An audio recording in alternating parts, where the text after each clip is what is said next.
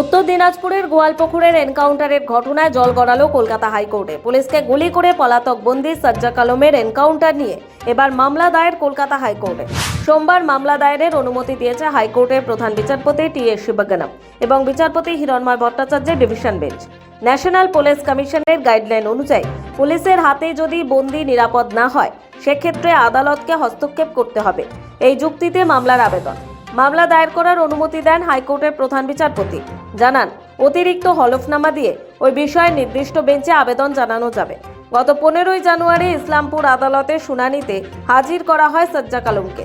আদালত থেকে ফেরার পথে পুলিশকে গুলি করে প্রিজন ভ্যান থেকে পালিয়েছিল কুখ্যাত দুষ্কৃতী সাজ্জাক আলম। দুই পুলিশ কর্মী ঘটনায় জখম হয়ে হাসপাতালে ভর্তি হন। এদিকে পলাতক বন্দী সাজ্জাককে খোঁজার জন্য তল্লাশি শুরু করে জেলা পুলিশ। অন্তত 20টি টিম তল্লাশিতে নেমেছিল। নজর রাখা হচ্ছিল সিসিটিভিতেও। পুলিশ কুকুর দিয়ে তল্লাশি চলছিল নাকা চেকিং। সীমান্তে বিএসএফকে অ্যালার্ট করার পাশাপাশি পুলিশের নজরে রয়েছে সীমান্ত। এই সাজ্জাকের খোঁজে পোস্টারও দিয়েছিল পুলিশ। মাথার দাম ধার্য করা হয়েছিল 2 লাখ। একেবারে চিরুনি তল্লাশি শুরু করে পুলিশ। এপারে পুলিশ তার খোঁজে হন্যে হয়ে তল্লাশি শুরু করতে বাংলাদেশে পালানোর পুরো প্ল্যান রেডি করে ফেলেছিল সাজ্জাক। এর মাঝেই গত বৃহস্পতিবার জখম 2 পুলিশ কর্মীকে দেখতে যান খোদ রাজ্য পুলিশের ডিজি রাজীব কুমার। 48 ঘন্টার মধ্যে সাজ্জাককে গ্রেফতার করতে হবে বলেই নির্দেশ দেন। পুলিশের ওপর গুলি চালালে পাল্টা তার 4 গুণ গুলি চালানো হবে বলে হুঁশিয়ারি দিয়েছিলেন ডিজি। আমার শুধু একটাই মেসেজ আছে আমাদের সহকর্মীদের জন্য, আমাদের সকলের জন্য, এটা যে দুষ্কৃতীরা যে গুলি চালিয়েছে, এটা আমাদের সকলের উপরে গুলি আছে, এটাকে আমরা ভালো জবাব দেব। We are trend like that. Normally আমরা যে নর্মাল লোকজন আছে ওদের আমরা সিকিউরিটি প্রোভাইড করি, আমরা ওদের জন্য সুরক্ষা প্রদান করি। কিন্তু যদি কোনো ক্রিমিনাল পুলিশ ফোর্সের উপরে গুলি চালাবে, যদি একটা গুলি চালাবে, আমরা চারটা গুলি চালাবো। আমরা এটা প্রতিবদ্ধ আছি and will do it. তার মাত্র 2 দিন পর গত শনিবার সকালে সাজ্জাক গোয়ালপুকুর থানার শাহাপুর 2 নম্বর গ্রাম পঞ্চায়েতে শ্রীপুরে সীমান্ত পার করে বাংলাদেশে পালিয়ে যাওয়ার চেষ্টা করেছে বলেই গোপন সূত্রে খবর পায় পুলিশ। সেই মতো তড়িঘড়ি ওই এলাকায় পৌঁছয় পুলিশ। তা বুঝে যায় সাজ্জাক।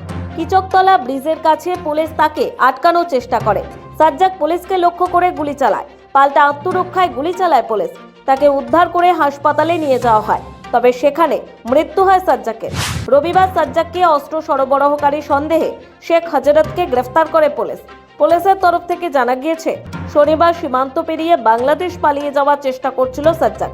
তাকে থামাতে গেলে পুলিশকে লক্ষ্য করে ফের সাজ্জাক গুলি চালায়। তখন বাধ্য হয়ে পুলিশ গুলি চালালে মারা যায় সাজ্জাক। 15 জানুয়ারি একটা ঘটনা ঘটেছিল, এখানে আমাদের এক কনস্টেবল এসআই খুব গুরুতরভাবে জখমি হন যখন একজন প্রিজনার ওনার ওপর গুলি চালিয়ে পাঞ্জিপাড়া আউটপোস্টের অধীনে হি এসকেপ, মানে পালিয়ে যায়।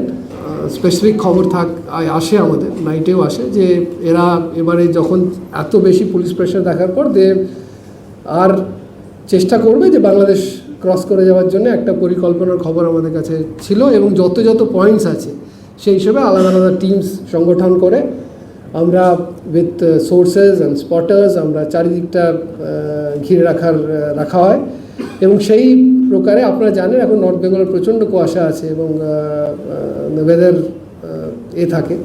সকাল রাউন্ড 7টা নাগাদ আমরা স্পট করা হয়। আমাদের একজন টিম, একটা স্পেসিফিক টিম ছিল led by DIG Raiganj range Shri Sudhir নীলকণ্ঠম।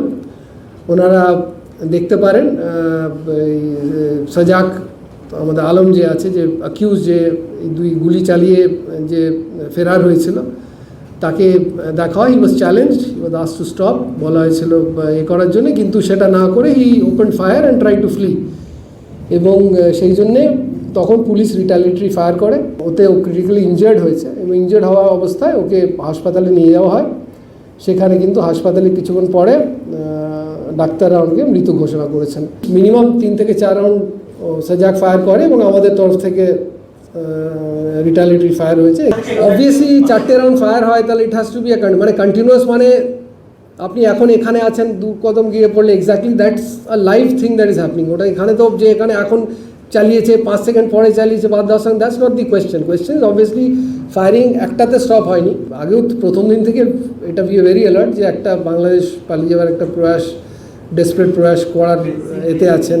এবার স্পটে আমাদের করা হবে কটা রাউন্ড এক্স্যাক্ট ফায়ার হয়েছে, কটা এমটি কার্টেজ পাওয়া গেছে, that has to be verified at the spot, ঠিক আছে, যে এক্স্যাক্টলি কোথায়। এবার পুলিশকে গুলি করে পলাতক বন্দি সজ্জা কালুমের এনকাউন্টার নিয়ে মামলা দায়ের হলো কলকাতা হাইকোর্টে। রাজ্য পুলিশের ডিজি রাজীব কুমারের পাল্টা 4টে গুলি চালানোর মন্তব্যের শনিবারের এনকাউন্টারের যোগ খুঁজেছেন অনেকেই। তার মাঝে সোমবার হাইকোর্টে এই এনকাউন্টার নিয়ে মামলা করা হলো। চলতি সপ্তাহে ওই মামলার শুনানির সম্ভাবনা, তবে জেল ইস্যুতে অন্য ডিভিশন বেঞ্চে এই মামলা চলছে, তাই সেখানে শুনানি হবে নাকি প্রধান বিচারপতি ডিভিশন বেঞ্চে তা স্পষ্ট নয়। সৌভিক সান্যাল ও উত্তম পালের রিপোর্ট, সময় কলকাতা।